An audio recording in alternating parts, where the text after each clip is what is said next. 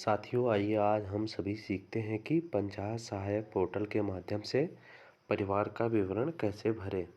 तो सबसे पहले मैं अपने मोबाइल में पंचायत सहायक पोर्टल ओपन कर लूँगा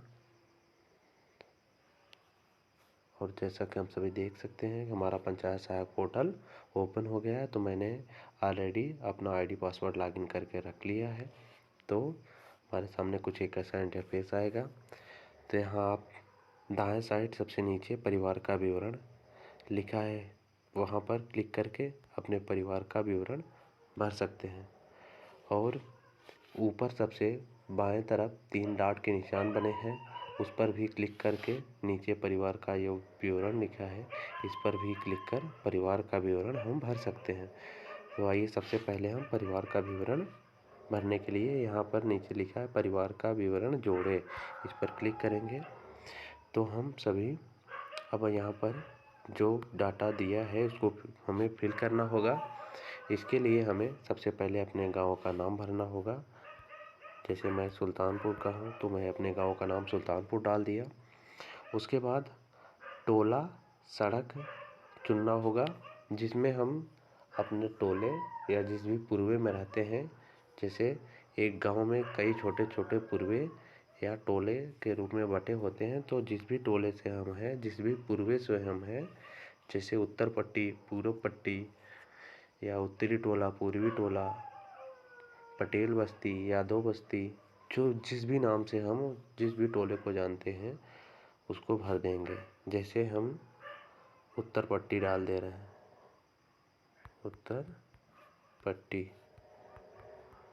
उत्तर पट्टी टोले से हैं तो हम अभी यहाँ उत्तर पट्टी डाल दे रहे हैं। घर का नंबर हमें जहाँ से हम गणना चालू करेंगे परिवार का विवरण भरना, वहाँ से हम 1-2 नंबर देते ऐसे चले आएंगे।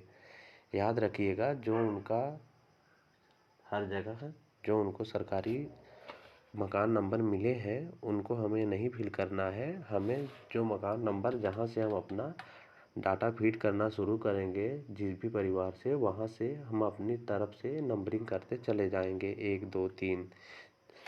तो हमें याद रखना होगा, ऊपर सबसे देख लीजिए लिखा है सबसे निर्धनतम परिवार या टोले से शुरू करें। हमें यहाँ अपना परिवार डिटेल जो विवरण भर रहे हैं, गांव के सबसे नज़दीकी सबसे निर्धनतम जो टोला है वहीं से अपना यह सर्वे शुरू करना है। गांव में जो भी मतलब पूर्वज सबसे गरीब है, जो भी टोला सबसे गरीब है, उसी टोले से हमें अपना यह शुरू करना है। तो हम जैसे पहले घर का विवरण भर रहे हैं तो मकान नंबर 1 डालेंगे। घर के मुखिया का नाम चुनेंगे, घर का मुखिया का नाम मैंने चुन लिया। उसके बाद मुखिया के कास्ट क्या है, ओबीसी है, अनुसूचित जाति है, एसटी है, नो कास्ट मतलब सामान्य, तो ओबीसी से है, मान लीजिए ओबीसी चुन लिए। घर का प्रकार, अगर घर कच्चा है, पक्का है, सेमी पक्का, आधा कच्चा या पक्का, तो मान लीजिए पक्का मकान है तो पक्का भर लीजिए। घर का स्वामित्व अपना घर है कि या किराए का घर में रह रहे हैं, अपने घर में रह रहे हैं तो अपना घर। बिजली की उपलब्धता है हाँ, यदि हाँ तो हाँ, नहीं है तो नहीं का विकल्प चुनेंगे। शौचालय उपलब्ध है तो हाँ, नहीं है तो नहीं। परिवार बीपीएल की तरह तहत है, यदि हाँ बीपीएल कार्ड मैंने देखा है, यदि आपने बीपीएल कार्ड उनका देखा तो हाँ लिखिएगा। यदि हाँ बीपीएल कार्ड नहीं देखा, यदि उनके पास बीपीएल कार्ड है, वो बोल रहे हैं हमारे पास बीपीएल कार्ड है लेकिन दिखाए नहीं है आपको, तो आपको लिखना होगा हाँ लेकिन बीपीएल कार्ड नहीं देखा, हाँ बीपीएल कार्ड नहीं दिया गया। अगर उनको बीपीएल कार्ड उनका बना है, बस उन्हें कार्ड मिला नहीं है, तो यहाँ पर टाइप करना होगा हाँ बीपीएल कार्ड नहीं दिया गया। यदि नहीं है तो नहीं पे क्लिक करिएगा। बीपीएल कार्ड नहीं है मान लीजिए इनके पास, क्या परिवार के पास राशन कार्ड है, मान लीजिए उनके पास अंत्योदय कार्ड ना होके पात्र गृहस्थी राशन कार्ड है, पात्र गृहस्थी राशन कार्ड सेलेक्ट करेंगे। उसके बाद परिवार को पीने का पानी हैंडपम्प है, सरकारी पंप है, बोतल पानी है, जो भी हो आप उनके घर जो भी व्यवस्था है उसको फिल कर दीजिए। उसके बाद सेव कर देंगे। सेव करने के बाद यहाँ ओके का ऑप्शन आएगा, ओके कर देंगे।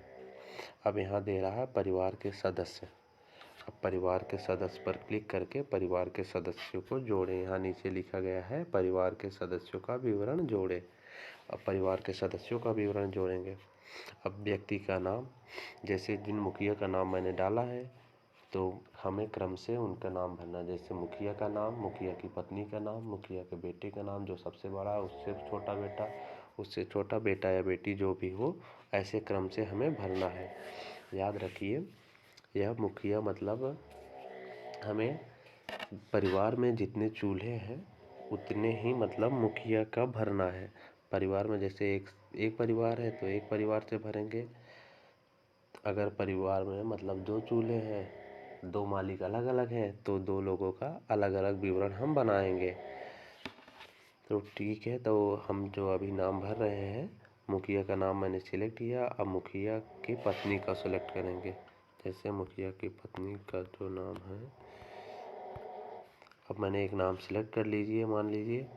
अब इनसे मुखिया का क्या रिश्ता है, ये मुखिया की बीवी है। अब मुखिया इनका जेंडर महिला और जन्म की तारीख, यहाँ जो भी उनका डेट ऑफ बर्थ है उसको आप चुन लेंगे। जैसे 2000, जैसे इनका डेट ऑफ बर्थ 1900 क्या है, 1900 मान लीजिए 89 है, 1989 इनका डेट ऑफ बर्थ है। मई कौन सा महीना है, महीना भी चुन लेंगे यहाँ से। अप्रैल, मई, जून जो भी हो उसको भर लेंगे। उसके बाद ऐसे सेट कर देंगे। उसके बाद वैवाहिक स्थिति, विवाहित, अविवाहित, तलाकशुदा, अलग, विवाहित हैं तो विवाहित पर क्लिक कर दीजिएगा। उसके बाद एक ऑप्शन आएगा, आपके अनुसार सामुदायिक विकास के लिए किस प्रकार के कार्य किए जाने चाहिए। आप जिनके यहाँ सर्वे कर रहे हैं उनसे पूछिएगा कि आपके अनुसार सामुदायिक विकास के लिए कौन सा कार्य किया जाना चाहिए। अगर उनको कुछ काम पता है, अगर वो कुछ बताते हैं तो आप यहाँ पर उनको फीड कर दीजिएगा, नहीं बताते हैं तो आप उसको नहीं फीड करिएगा, कोई ये ज़रूरी नहीं है। अगर वो बता रहे हैं, जैसे गांव में CSC सेंटर की स्थापना करके, और गांव में कढ़ाई बुनाई सेंटर की स्थापना करके, गांव में मतलब उद्योगों की स्थापना करके, जो भी है, जो भी वो बताए वहाँ पर फिल कर दिए। उसके बाद आप ऑप्शन आता है अपनी आय बढ़ाने के लिए किस तरह सहयोग चाहते हैं। अगर वो बोले मुझे लोन चाहिए, लोन लेकर भर दीजिएगा। अगर वो बोल रहे हैं कि मतलब मुझे रोज़गार चाहिए तो रोज़गार भर दीजिएगा। जो भी वो बताएं उसको भर के सेव कर दीजिएगा। सेव करने के बाद ओके कर दीजिए। नहीं मतलब परिवार का विवरण भर दिया। परिवार के जैसे अन्य, अब इनके अगर कोई योजना मिल रही है पत्नी को इनके, तो योजना भी जोड़ सकते हैं। जैसे मातृ स्वास्थ्य संबंधी योजना इनको मिल रही हैं, तो मातृ स्वास्थ्य संबंधी योजना में इनको कौन क्या जननी शिशु सुरक्षा योजना मिल रही है, जननी सुरक्षा योजना कौन, जो भी योजना इनको मिला हो। जैसे मान लीजिए इनको कन्या सुमंगला योजना का लाभ मिला है, तो योजना की स्थिति अगर इन्हें प्राप्त है तो प्राप्त कर क्लिक करके सेव कर दीजिएगा। और भी कोई योजना इन्हें मिल रही है तो फिर दोबारा से योजना पर क्लिक करेंगे, फिर वहीं भरेंगे। जैसे मान लीजिए इन्हें परिवार से संबंधित आहार योजना, और इसमें पात्र गृहस्थी राशन कार्ड इनका बना है, स्वच्छ इनका पात्र गृहस्थी राशन कार्ड बना है तो इस पर क्लिक कर देंगे।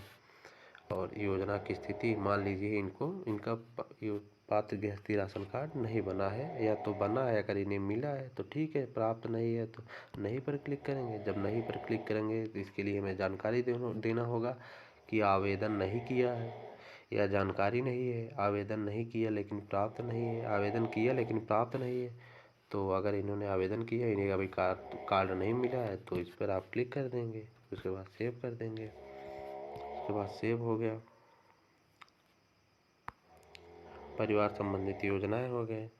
और जैसे हम फिर बैक करके चले जाएंगे योजनाओं पर, यहाँ से परिवार के सदस्य और सदस्यों का नाम जोड़ सकते हैं।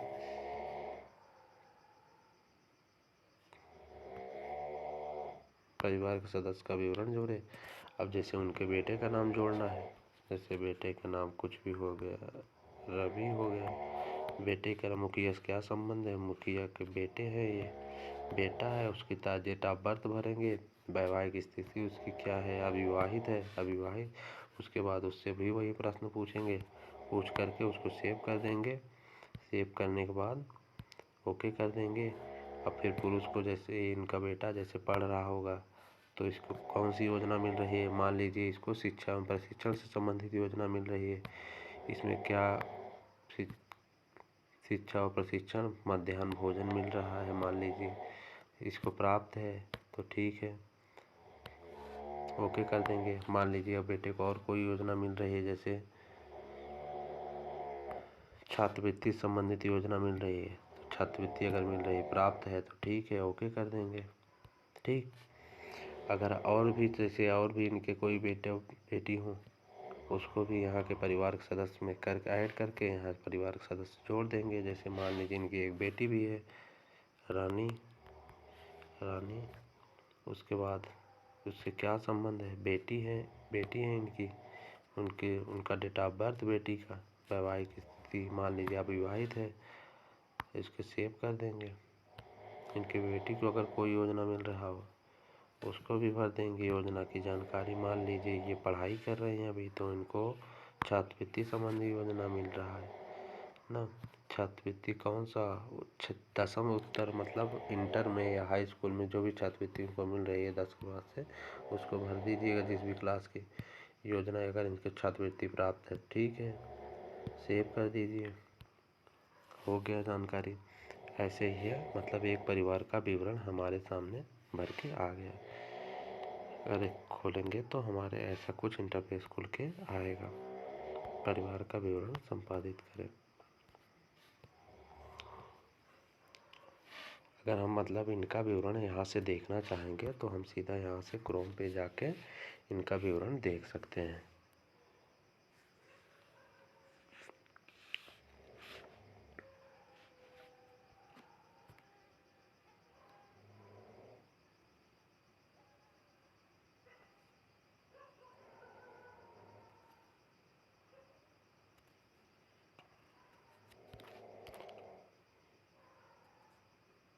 नेट थोड़ा स्लो है हमारा, तो इसके लिए सॉरी। बाकी मतलब इनकी सारी योजनाएं जब आप भरेंगे तो इनके पूरे परिवार का विवरण इसमें पूरा सेव हो जाएगा।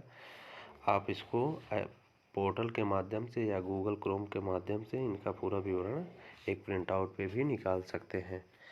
तो ठीक है, और बाकी और भी जानकारी अगर चाहिए आपको तो मैं आपको वीडियो के माध्यम से बताता रहूँगा। अगर आपके पास डाटा नहीं है तो आप ऑफलाइन भी ये सब सर्वे करके सेव कर सकते हैं। जब भी आपको डाटा मिले शाम को तो डाटा सिंक करना ना भूलिएगा।